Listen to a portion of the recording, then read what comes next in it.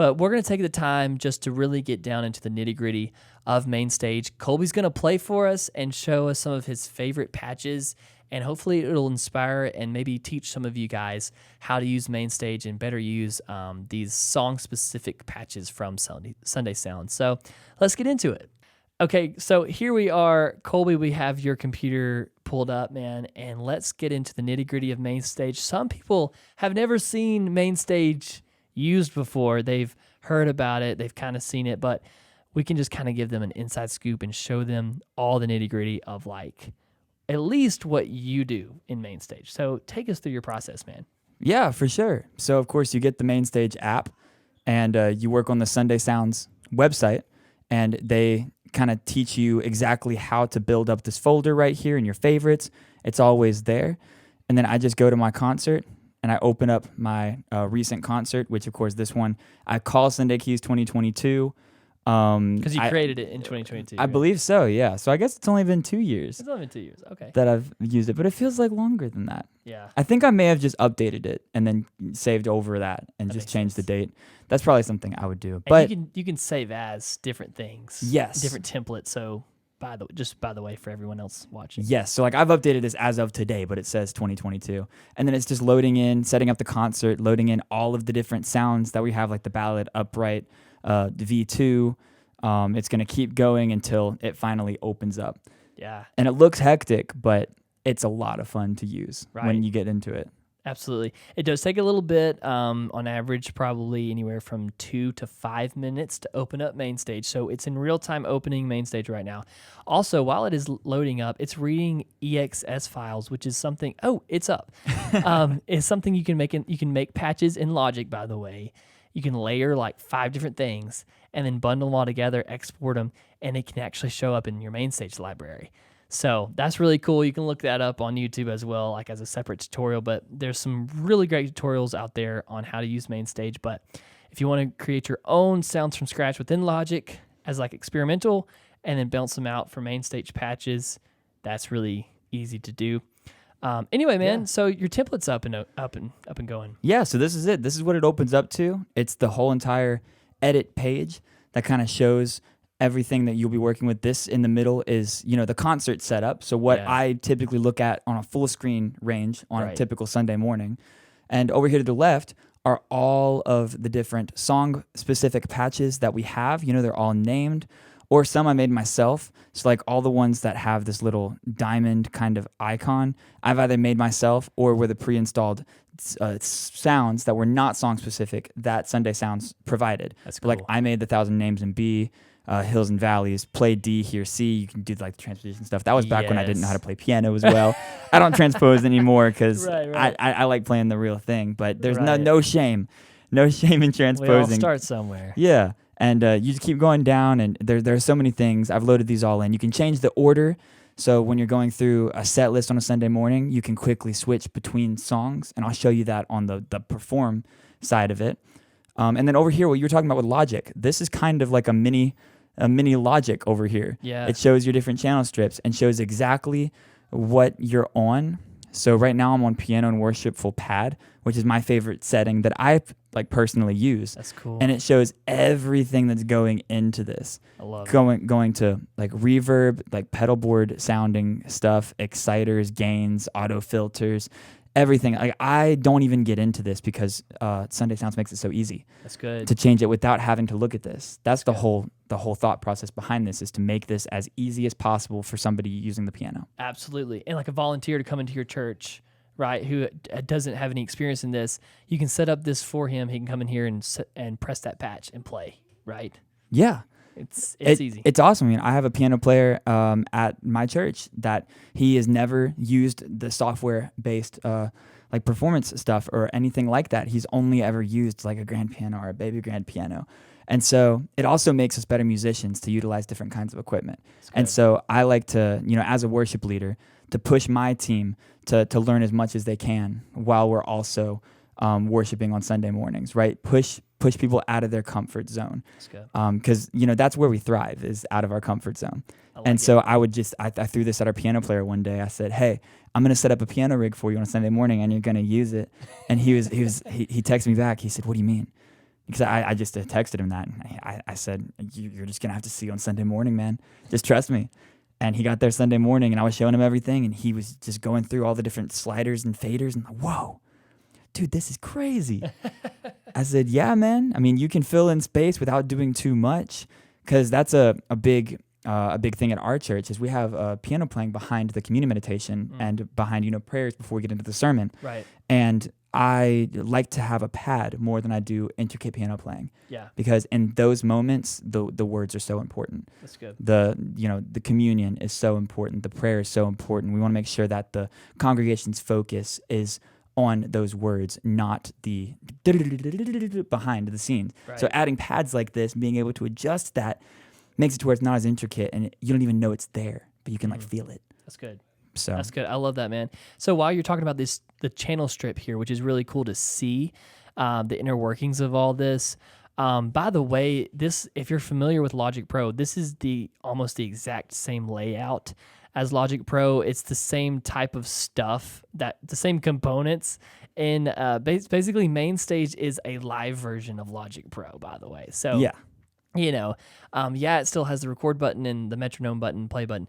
But they've just kind of taken a stripped down version of Logic and said, hey, this is our live application type of, thing to use for live settings. Now, some of you still use Logic Pro in live settings, and that's fine too. You can use click tracks for within Logic and still play with your sounds.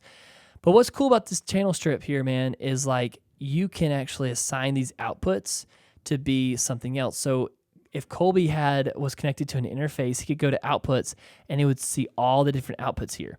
I've actually used my Focusrite interface that has 8 outs, and I've basically put like everything that was a basic piano sound was output 1 and 2, stereo 1 and 2, and then everything like strings and pads were like output 3 and 4.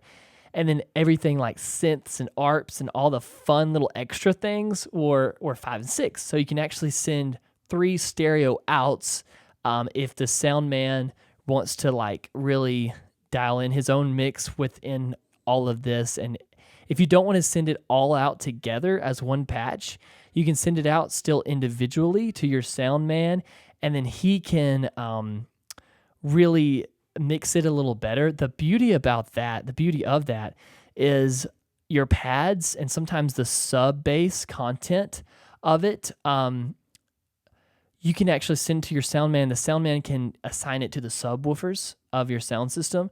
Because your normal piano sound, you might actually do a cut around 80 or 100 hertz or something because you don't want to muddy up the mix. But if you have your pads or bass triggers, you can actually send that on a separate output, and that's going to your subs where your normal keys playing is not. So that's a cool feature within MainStage that you can actually assign it to go to separate things through interfaces. Oh yeah, 100%. It's really cool. You're nicer than I am when it comes to that. Oh yeah. I plug straight in and I say, "Hey, sound man, I'll control it," and I think that stresses them out every single time. There you go, man. So cool, dude. So tell us a little bit about the top 3 buttons up here. You got the layout, edit, and perform. Tell us about that, man. Yeah. So like I said, we just went over edit, and that just goes over all. You can change the order for the set list. It's got the logic view, and it's got the little view of what I look at on a Sunday morning. So the next tab we'll look at is the layout tab. And this is important because the Roland I was saying I play with every now and then is a different keyboard than this Arturia that I'm using, obviously. Yeah. But you can assign each of these buttons, and you can actually move everything around to where you want to. Mine's a little uneven because I'm terrible at keeping that straight. But regardless, you can click any of these buttons or sliders, and then you can assign it to whatever keyboard you're using. So right now, I'm using the Arturia keyboard, but if I'm using the Roland, it's just as easy as me clicking this assign button and then going on my Roland and adjusting what I want to on the Roland to then link the Roland to Sunday Sounds instead of it using the Arturia. Yeah. So it's very versatile, and you can use it with literally any keyboard that's got a USB out or MIDI out. That's awesome. Which is insane. I love that, man. Super cool. You can assign anything. I mean, you can assign your pedal. You can assign any of these knobs or buttons or little things to be whatever you want it to be, man. It's pretty cool. Yeah, and the cool part about the Arturia, of course, is that we have this built in, which it kind of correlates with what we have going on here. at the top, right? You got 8 knobs. I've got 8 knobs here plus a master knob and a master slider, and then I got 8 sliders. There's 8 sliders on here. The only thing I can't do with this is assign all of these individual rows of buttons. I can only pick 3, and I'll show you the 3 that I typically pick for this when we get into the actual performance tab. But what Sunday Sounds offers is this cool contraption, which is a Korg kind of USB controller that plugs straight into the MacBook. And for any keyboard you're using, like my Roland does not have this option right here. So I can plug this in. They give you a cool decal you can buy on their website, and it has everything color coordinated perfectly with all the little individual buttons. And then, of course, all of these cues and cycles and skips and plays and taps, which I have on here, but my Roland does not. Yeah. So this helps a lot that That's they provide a game this. changer, man. And it's color coordinated too. Like this isn't color coordinated. So in my brain, I'm thinking of numbers when I look at this. Right. Like I know that 1, 3, 5, 7 is volume. So those are the ones that I'm adjusting. When I'm looking at this, I just have to know colors. Right. And like left of all the colors is the volume. That's good. Instead of memorizing numbers. Yeah. So on the fly, this helps a lot more. That's awesome. The first time I came in contact with that and knew about this product was 2016, the summer of 2016. I was working in Windshaped Camps, and I saw the keys player for Passion using this thing. And I was like, man, how are you controlling that thing? And I asked him. Todd Locke is his name. But and he was using this, and that's the first time I heard about this product. And then Sunday Sounds has their own little decal, like you mentioned, like super, super cool. It's extremely cool. And I know when I first got this, I did not get the decal for maybe, I think, a year. Because I was just stubborn and never really took the time to go on the website and buy it. But as soon as I bought it, it helped out significantly. Yeah. So even if you have a keyboard like this that has this, you might even just want to still use this. It's neat. It's very cool. All color coordinated. It's perfect. And if you look at it, like you notice that there's a panic button, right? And there's a panic button here in MainStage. Tell us about the panic button and what it does in MainStage. So I'm actually not as familiar So with the panic button. Basically, the panic button. I've never used it. Good. I know we had one at Engage. It was a foot pedal. Right. No, so yeah, that was for tracks. Okay. If you guys got off of tracks, it just faded the tracks off. But the panic button within here, sometimes MIDI does have weird problems. So if your computer is not keeping up with MIDI and it freezes or something, and all the MIDI information is getting backed up, you can actually clear the queue, kind of so to speak, and press the panic, and it'll basically like undo any MIDI stuff that you've sent so far and clear it a clean slate as if you just did a reset on MainStage. That makes sense because MIDI it can like hold notes on accident, especially if there might be an issue with something on your MIDI controller. Right. Like I know you had that keytar that one time that had an issue with that too. Yeah. So that is a cool feature. I didn't know that existed. It's neat, man. Yeah, you got to have it in case something happens. You can just boom, panic, and you get weird MIDI stuff that holds exactly. That's cool. Yeah, man. It panics so you don't have to, right? Exactly, bro. Exactly. And you can add stuff in too, like drag these buttons in or whatever. You can actually make your own template. This is Sunday Sounds template, which is really cool. But yeah, man, tell us some more about it. Yeah, so I mean, you also have options down here, which I don't really mess with as much, but this, of course, is like an ambient pad that can just constantly go in the key that you choose. Right. You can adjust tones, adjust anything you want with that, and it really adds a cool element in the background, especially, Absolutely. I mean, some mornings, I mean, we won't be running tracks, and so I'll literally just, not even with a MIDI controller, I will have this plugged in, just sitting back by my piano player, and he will just put the pad on while playing the baby grand piano. Right. So that way there is an ambient pad behind him, like Yes. during communion meditation, like I was talking about. And he can play a little bit softer, not having to fill up as much space, and the pad can do all the work. That's good. So that's a really cool feature, because I know there's also options like on Spotify where you can, you know, have a pad going, but I've run into issues with that where I may have inputted something wrong and it transitions into the next key without me realizing it. Oh no. And then I'm like, what am I singing wrong? Oh, it changed keys on me. This will stay in that key locked in. So that's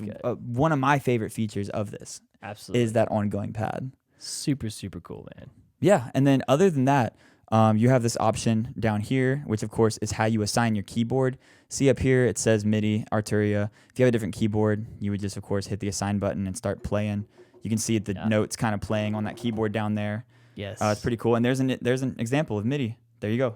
See the key stuck down for a second? Yeah. So sometimes MIDI inputs can get a little weird, but that sound wouldn't actually be outputted. That's just the assigned part. Yeah. And then, of course, you have the mod wheel down here, which I know that's one of your favorite things. Yeah, man. Is this little mod wheel over here, which you can see. It goes up and down, and it kind of stays in place. And that's a cool way of the Sunday, it's like song-specific patches on Sunday Sounds to give different elements into the song, right? So as you adjust this, it changes the sounds that the keyboard is going to be playing, and it makes them a bit more intense, or adds like a dung, dung, dung, dung, like a more rhythmic part as you get further into the chorus or the bridge. Yes. You know, and there's all different, you know, you got the bottom, you got in between the middle, you got the middle, you got the in between the middle and the top, and then the top. And that's typically how all the patches are, unless it's just, you know, low, mid, high. Absolutely. And then if you're not using a song-specific patch, it can just be expression on whatever sound you're currently using. Yes. It makes it a bit more intense, makes the pads kind of shimmer a bit more. Yes. And if you're not using a song-specific patch, it just adds more to the song you're currently playing. Absolutely. So I love the mod wheel. I know you do too. Yeah, absolutely, dude. It's amazing. So take us through the Perform tab, if you will. Yeah, so this is my favorite tab, of course, because this is the one that looks super cool and looks super official. And, you know, people always come up to you, whoa, what is all of that? And you get to, you know, explain it all to them because it's really cool to teach people. Right. But this is literally what the edit tab was, where we were going through and adjusting the sliders. It has everything. You can even see my stuff is a little bit off-centered still, my dials. But all of these dials correlate with the dials on my keyboard. I love it. So all of this, I have it set a specific way that I really like to start out worship sets. So I'll show you, of course, when I start playing that. But you also have the different buttons here that the Korg controller that I showed earlier that has on it, but I don't have on this. So I actually have it set to these three because I use the piano sound more often than anything. Right. And if I can adjust, so for example, so you can hear the piano, and I can even turn the volume down on these. You can hear just piano. That's my piano sound. Yeah. And then you can add shimmer to it, which I don't do as often, but it adds a little bit on the back end. And then you can turn that off. A chorus. Definitely can hear that. Yeah, you can. It adds a little bit. It kind of doubles it almost in a way. Yeah. And then my favorite one that I use the most often is octave. Of course, instead of here, you can just let the software do the work for you and click this and get the same sound. That's cool, man. It's cool. There you go. Work smarter, not harder. Yeah, for sure. And then, of course, you can adjust the reverb always, which adds when you let go. Yeah. Everything. Delay. I like a little bit of delay. You could kind of hear it. I'll exaggerate it for now, but Right. So a little bit of that is okay. But yeah, so those are the three that I personally use with this setup. But see how I adjusted the volume of the pads? You can adjust the volume of anything you want. The tonality of the pads. Love it. If I think this pad's too low, I want the pad to sound higher, I can do that. And I can isolate it so you can actually hear the difference, but that's low. You can hear it got a lot like brighter. Yeah. Right? And for this specific pad, it's a warm pad. So I wanted it to sound a little bit lower, then a little bit higher. Right. So you can literally nitpick, and it's something that people in the congregation might not, they might not hear that. Right. But it's something that I know will build a really nice sounding pad to make that the most, impactful experience on the back end, to just accommodate everything else that's happening, all of the other worship in the set. That's good.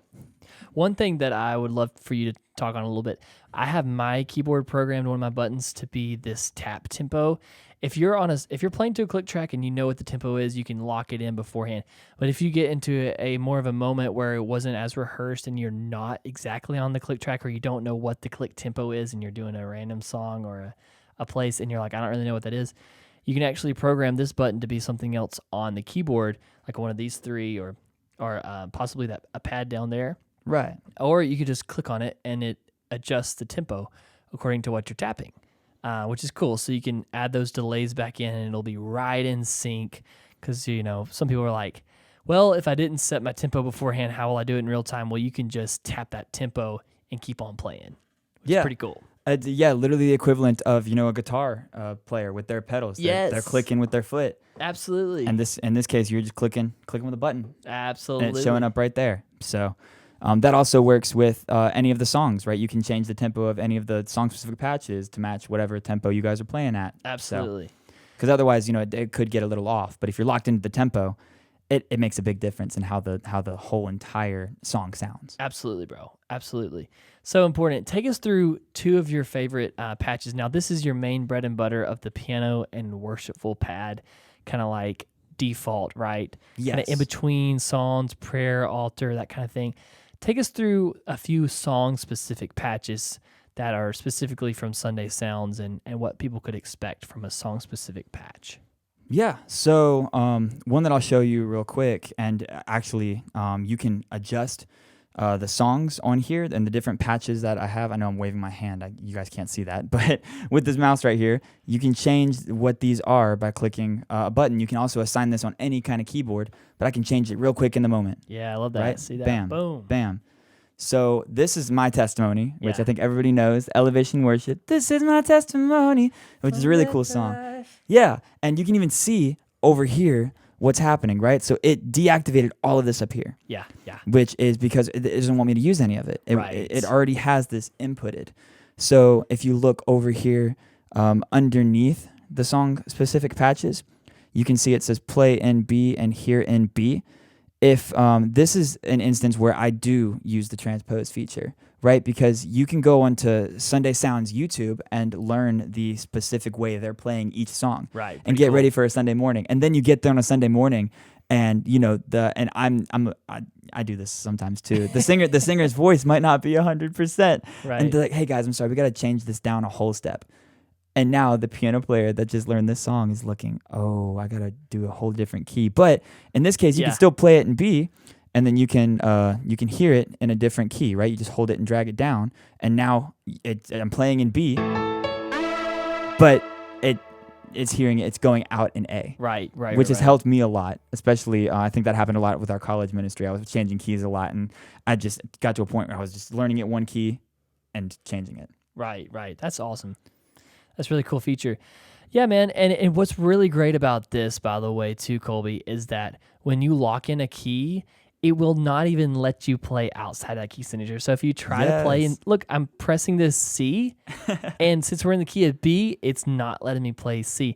Now, that can be a pro and a con, because sometimes you want to do some cool passing chords, but those notes, it won't let you play them. So if you're wanting to be locked to the grid of the key, this is not a great way to do that, because it will not let you play outside of that key. But if you're safeguarding, especially new players or whatever, and you want to be exact and not mess up, if someone flubs on a note and it's outside of that key signature, it will not even come through. So it's dummy. It's dummy proof. You're right. It's fantastic, and I personally like that because I don't necessarily mess a lot with the weird notes and all of that. I mean, if we're doing a song that maybe goes to the 3 major at a time, instead of the 3 minor, like I will use just a regular patch, not a song specific one. Right. But I do love the fact that it's locked in, because especially on a keyboard like this where the keys aren't weighted. Right. I'm used to playing on a weighted keyboard, and now that this exists, I don't have to worry about my finger accidentally catching these keys that aren't weighted as much as I'm used to. Right. So right. I just.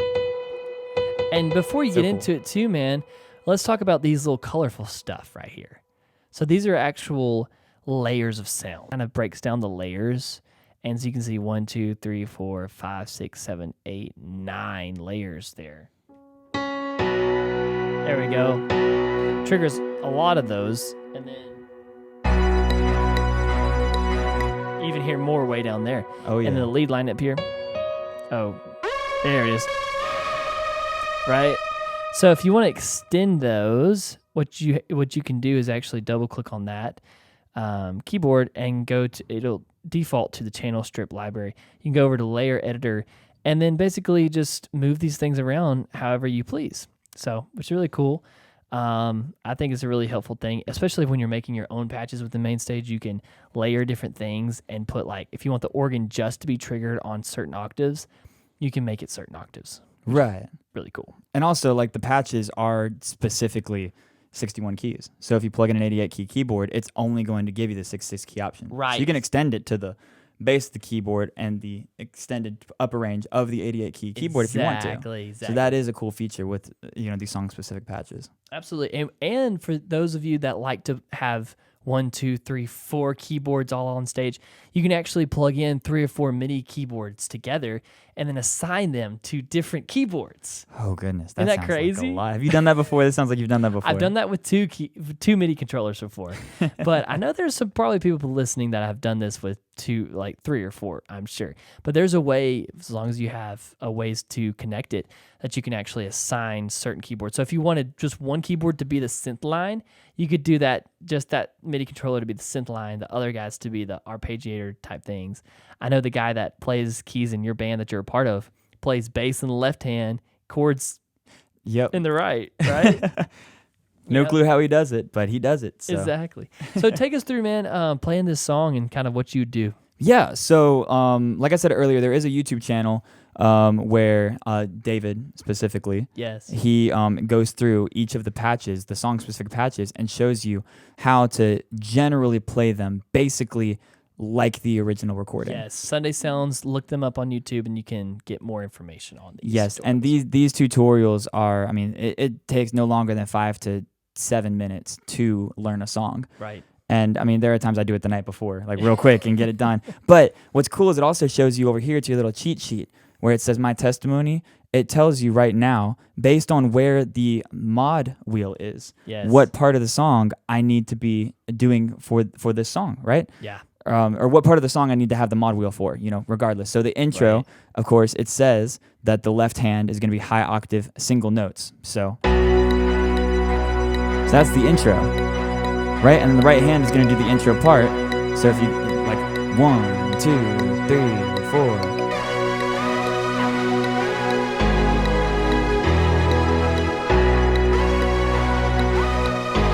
It's super cool. And it kind of works with you on that, and then you can add the low octave to build the verse. But then in the regular verse, you don't have to have that part.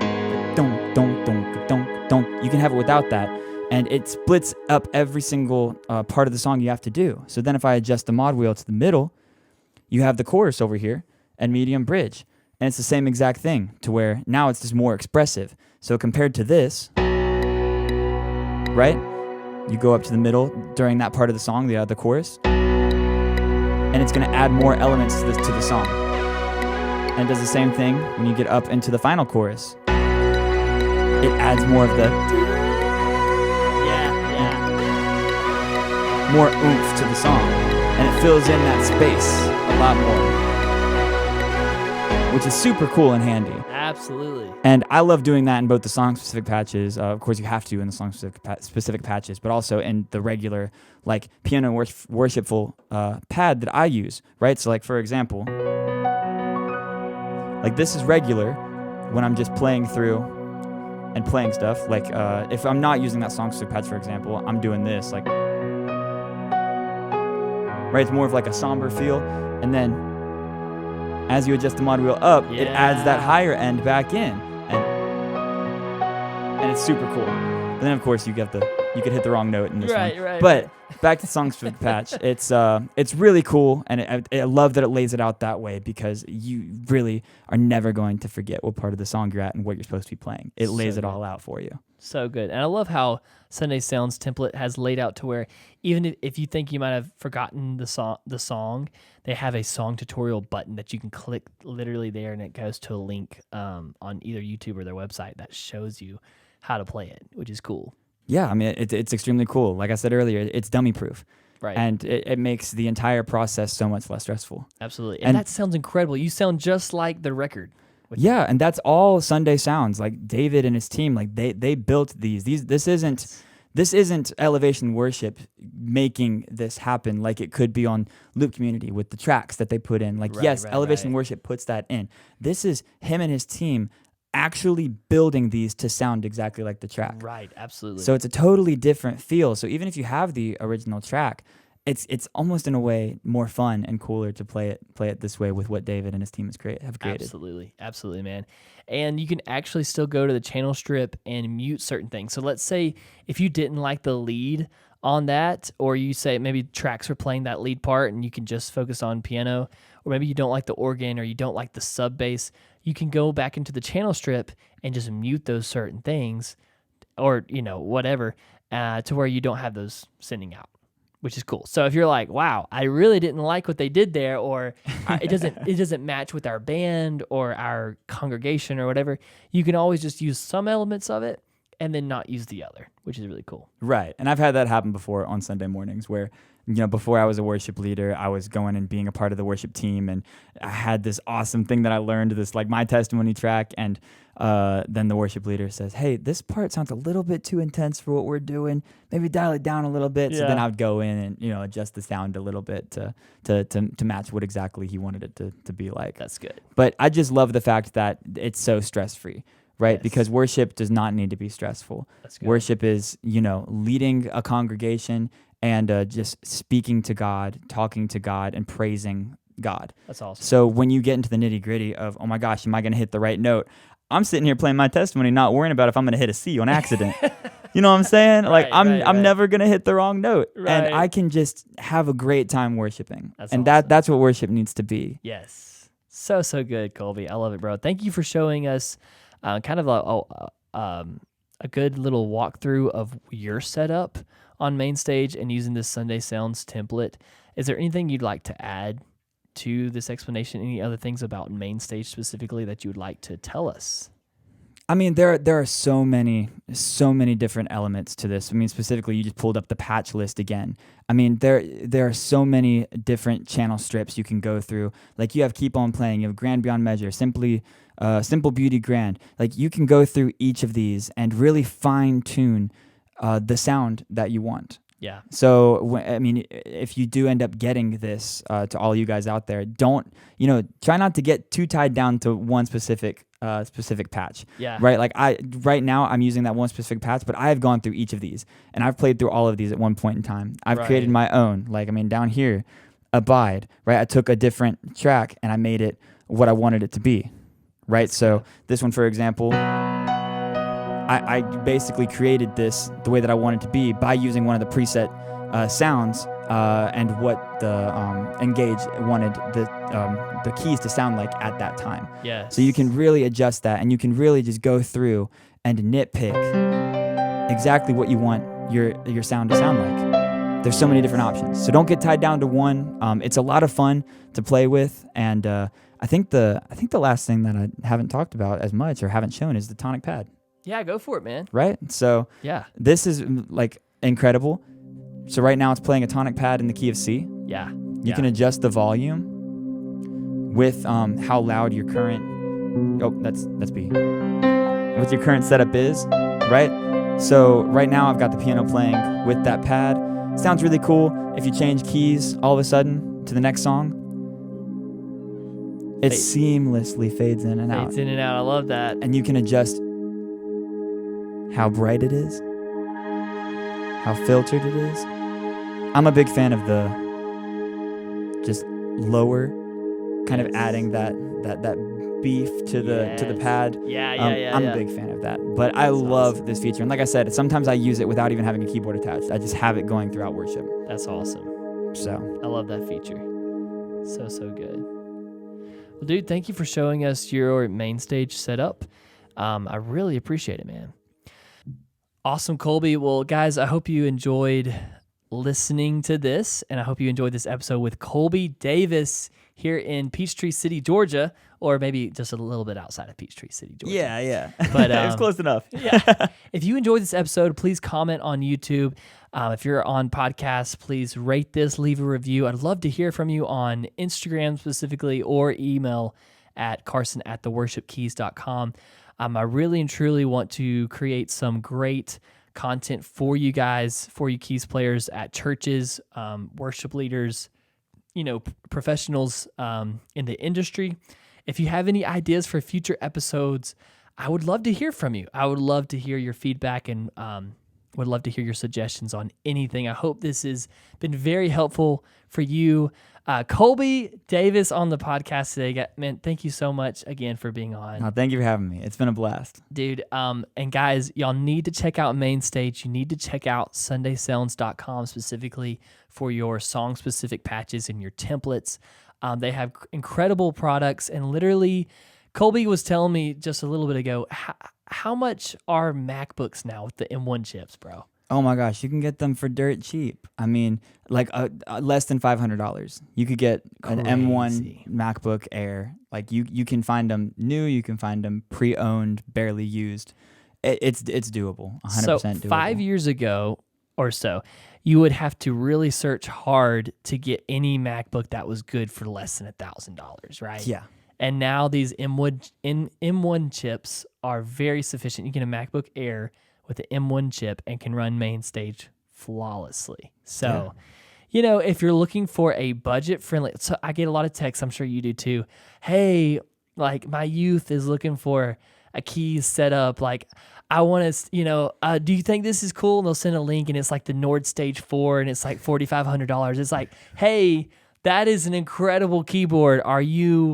What church are you at, and like what kind of audience are you doing? Like what kind of keys player is playing that thing? Because it does not make sense for the 14-year-old in your youth group to be playing a Nord Stage 4 when they're going to struggle to even get it going and really operate it to its fullest potential. However, if you get a 61-key MIDI controller like you have, which, hey, this is relatively cheap, right? How much was this thing? I honestly don't. It was a couple hundred. Yeah, it's a couple $100 to get an M1 chip MacBook, $500. You can get up and running really high quality sounds for less than $1,000 instead of spending $3,000 or $4,000 on a keyboard where the player won't even know how to really make a custom sound to it. You know what I mean? Yeah. So I get that question a lot, like, hey, what keyboard should I buy? What should I do?